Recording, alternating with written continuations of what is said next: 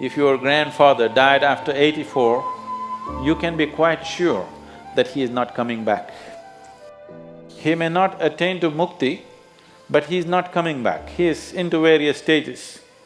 If he had sadhana, if he had some awareness, if he left with some awareness, even a little bit of awareness, for sure he is not coming back. So when we want to understand the ways of the life, the way it's happening to us from outside, we look to the sun. When we want to understand the way life is happening from within, we look to the moon. But the human body knows time in a different way, which is not a mechanical process. Well, though the planetary or the movements of the earth and the moon itself is a mechanical process in some way, the consequence or the impact that it has on our life is not mechanical. It's very alive. Our idea of time is cyclical. If the planet spins once, we say it's a day. If the moon goes around, we say it's a month. If the planet goes around the sun, we say it's a year. Our idea of time itself is cyclical. If it was all like this, going like this, you wouldn't know what is time because there are no markers anywhere. Pew Research reports that 33% of adult Americans believe in an afterlife, irrespective of their belief in heaven and hell. In religions like Hinduism and Buddhism, it is strongly believed that a person has more than one life and will be reborn. While this belief is deeply rooted in people's minds, Sadhguru has some information that could possibly stop this cycle of rebirth. Take a look at the information from Sadhguru himself.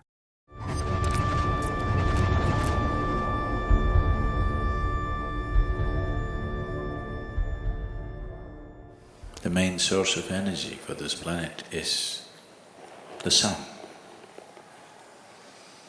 And your body is just a piece of the planet. So the sun's influence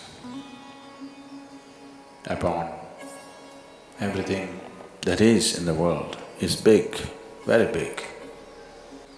But the moon, which has no way of emitting energy like the sun, also has a tremendous impact on our systems because of its closeness to the planet.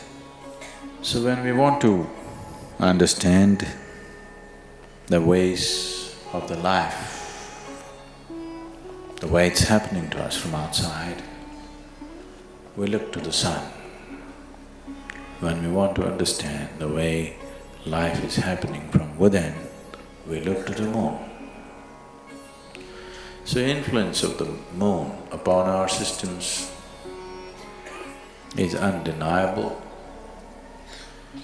The very fundamentals of our birth is connected to the cycles of the moon. The cycles of the moon and the natural biological cycles in a feminine body are 100% connected, there's no question about that. So the very source of our birth is connected to the movement of the moon. Because physiologically, our birth and our life is rooted in this in many ways.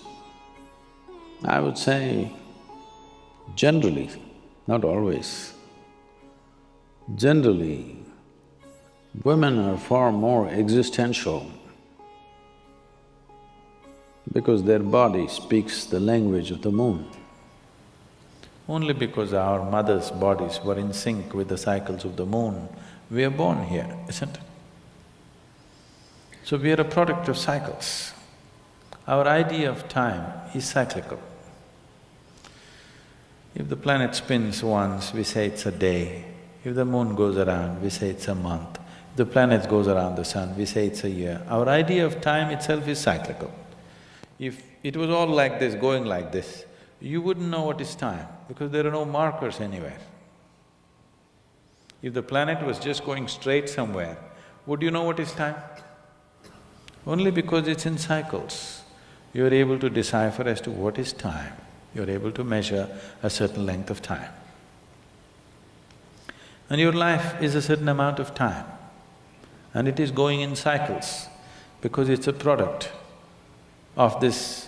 Solar system is like the potter's wheel which has generated this. There are other cycles which are related to the sun, which are not so obvious as the cycles of the moon, but they're happening. If you observe your life carefully, you will see it is cyclical. Same things are repeating themselves in different colors, but same things are repeating themselves over a period of time. You can actually look whether it is 12 years, it's 6 years, it's 3 years, it's happening at some point. This keeping of time,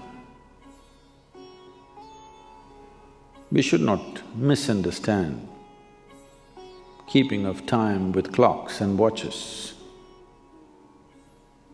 They don't know a thing, they're just going mechanically. But the human body knows time in a different way, which is not a mechanical process. Well, though the planetary or the movements of the earth and the moon itself is a mechanical process in some way, the consequence or the impact that it has on our life is not mechanical. It's very alive. Its impact is very experientially powerful. In the development of the human energy, in the development of the energy system of a human being, if this energy system witnesses 1008 full moons, which approximately happens in 84 years of time, you would have completed 7 solar cycles and 1008 lunar cycles. That means your energy system matures to a point where even if you do not know any spiritual process, it matures to a point where it can easily flower. It can happen very easily after death.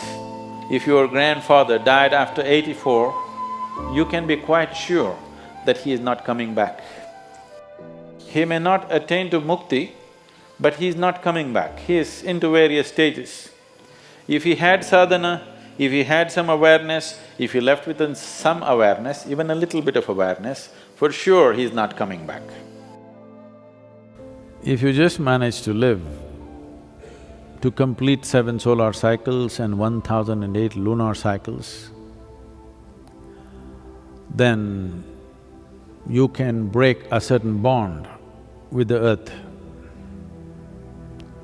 Your bond with the planet is broken largely, and very easily, with very little assistance, even if you know nothing about anything, with very little assistance, you can go beyond the cycles of birth and death. Because your bond with the planet and the material of the planet, the memory of which you carry within you and the memory of you, the material also carries, you will break that bond. Once this bond is broken, then the work that needs to be done is very simple. Suppose somebody was very grumpy, you will see after 84, 85 years of age, suddenly he's a very joyful and nice person, or whatever. Some changes, significant changes in their character will happen because the karmic bondage that is holding the person to a certain pattern of behavior will loosen up. This is the reason why we say, if a person dies after 84 years of age, after having witnessed maybe The fool never had the joy of looking at a full moon, but his body has witnessed.